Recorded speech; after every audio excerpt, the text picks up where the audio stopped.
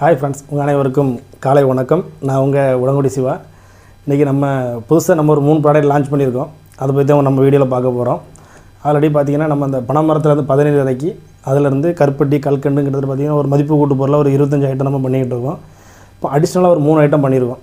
அது என்னென்னு பார்த்திங்கன்னா பனை வெல்லம் இருக்குல்ல கருப்பட்டி, அதில் பார்த்திங்கன்னா மிளகு இஞ்சி சேர்த்து மிளகு கருப்பட்டி நம்ம தயார் பண்ணியிருக்கோம்.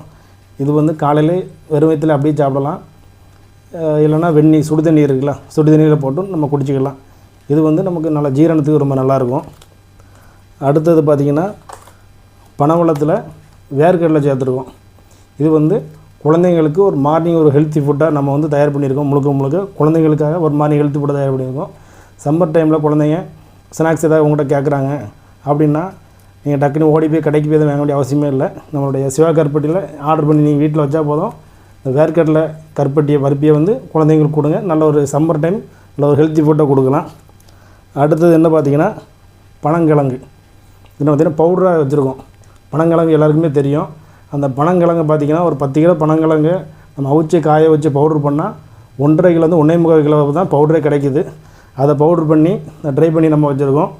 இதோட யூசேஜ் பார்த்திங்கன்னா நம்ம குழந்தைங்களுக்கு பார்த்திங்கன்னா நல்லா வந்து சுகருக்கு வந்து ரொம்ப நல்லது. பெரியவங்களும் சாப்பிடலாம், குழந்தைங்களும் சாப்பிடலாம்.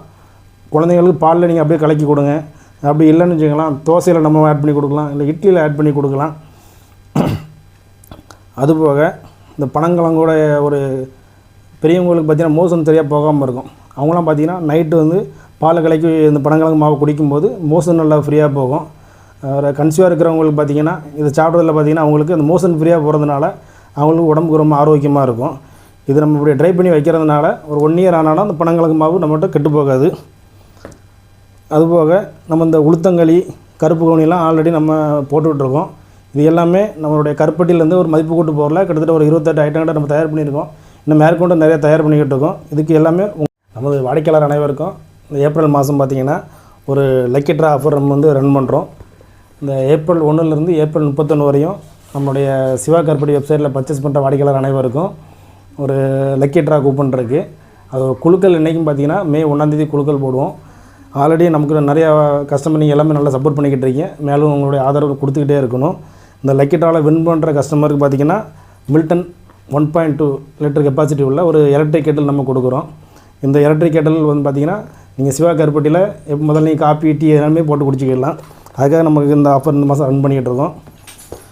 இதோட குழுக்கள் டேட் என்றைக்கும் பார்த்திங்கன்னா மே 1. இதை மிஸ் பண்ணிடாதீங்க. ஏப்ரல் 1லேருந்து ஏப்ரல் 31 வரையும் நம்மளோட சிவா கருப்பட்டி வெப்சைட்டில் பர்ச்சேஸ் பண்ணுற அவ்வளோ வாடிக்கையாளருடையும் நம்ம பேரை பார்த்திங்கன்னா ஒரு லக்கி ட்ரா கூப்பனில் குழுக்கள் பண்ணுவோம். அதில் வின் பண்ணுற வாடிக்கையாளர்களுக்கு நம்முடைய மில்டனில் 1.2 கெப்பாசிட்டி லிட்டர் உள்ள ஒரு மில்டன் ஒரு எலக்ட்ரிக் கெட்டில் வந்து நம்ம கொடுக்க போகிறோம். மேலும் உங்களை ஆல்ரெடி நீங்கள் ஆதரவு நிறைய பேர் கொடுத்துக்கிட்டீங்க. மேலும் ஆதரவு தரும் மாதிரி நம்ம நிறுவனத்தின் சார்பாக கேட்டுக்கொள்கிறேன். நன்றி, வணக்கம்.